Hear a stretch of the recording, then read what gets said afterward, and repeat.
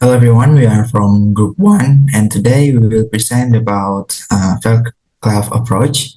With the introduction, we will take the research article information from with the title Unraveling the Language and Ideology, a critical discourse analysis for of Permanent Buddhist text number 30 years 20 and 21 in Republika newspaper. Authors are Rina Rosadiana, Sandi Budiana, and Tri Mahajani.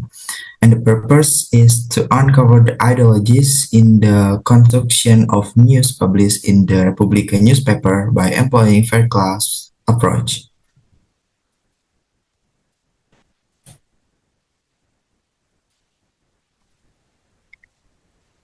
Okay. This analysis uses Fairclough's critical discourse analysis to see how ideology is formed in media reporting. Some key concepts discussed in this study is first, the importance of context in discourse analysis. In this case, of Republica's coverage of Permendikbudristek number 30 of 2021, the newspaper ideological stance was shaped by Indonesian socio-political landscape, religious perspective, and media ownership structures.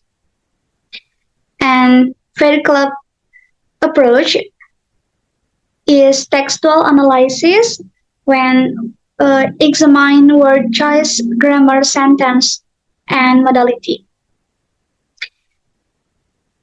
Next, discourse practice that investigates how texts are produced, distributed, and consumed. The next is socio-cultural practice, is considering power structures, ideologies, and broader historical context. Relationship between power and language. Modality analysis, Republika uses more epistemic modality, and the use of epistemic modality shows that this media not only conveys information but also forms the perception that the regulation is problematic. In addition, intertextuality by quoting Islamic scholars and academics strengthens the narrative that this regulation is contrary to Islamic values and Indonesian culture. With this strategy, the media can maintain its ideological dominance and influence public policy according to its interest.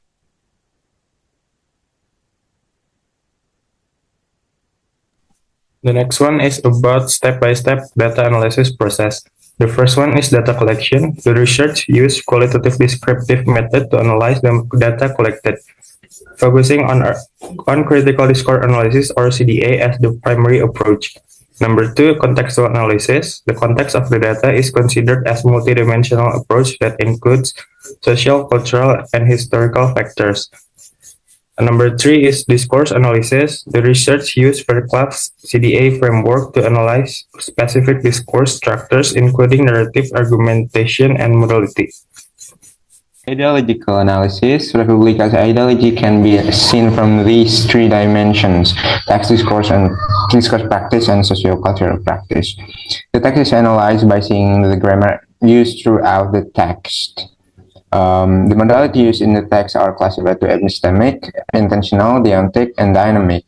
The modality used show how Republika challenged the Permendikbudristek nomor 30 tahun 2021 and brought Islamic public participants to support them.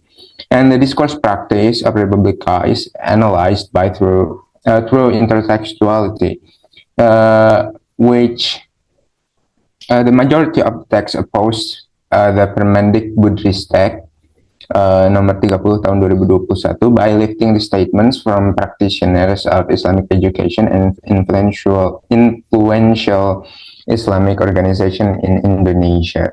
And the socio-cultural practice is analyzed by examining what's going on, who is involved, what's the relationship are at issue, and what is the role of language. Republika spread the issue about Permendikbudristek that regulates sexual violence regulation involving Mendikbudristek opposed by Islamic public participants. The negative image of Buddhist texts, which repeatedly reported, can lead the public to seeing Buddhist text negatively.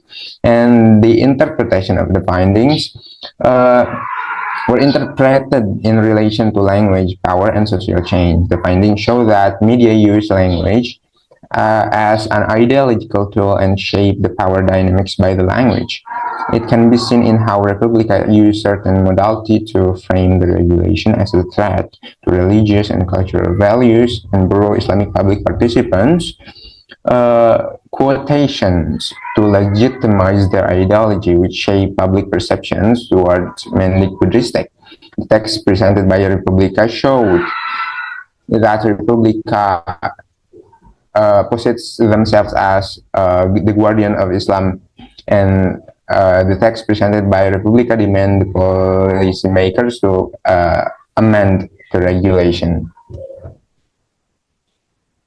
Example from the article: analysis of Republica's discourse on Buddhist number 30 using Fairclough approach. Step 1, data collection.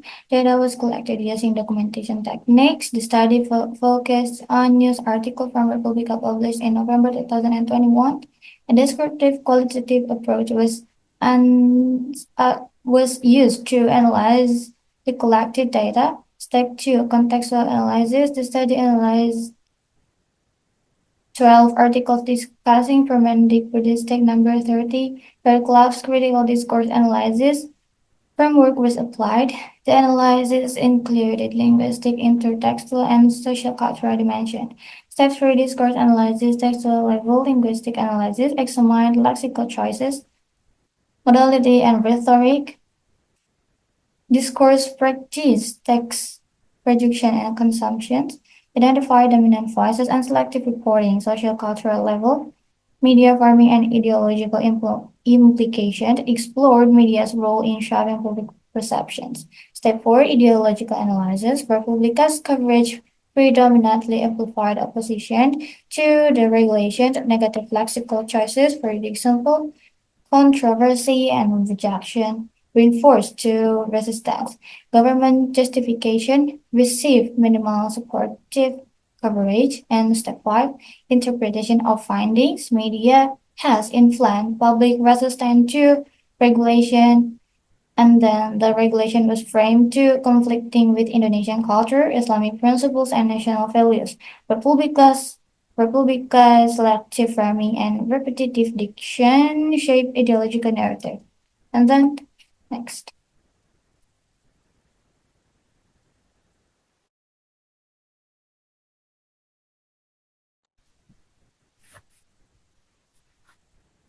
The conclusion of our discussion is number 1, dominance of negative sentiment from the news headlines. Number 2, modality as a reflection of ideology.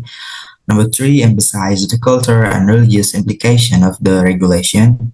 Number 4, intertextuality and public discourse. And number 5, call for inclusive policymaking. That's all from us. If you have a question, please write it in the comment below. Thank you.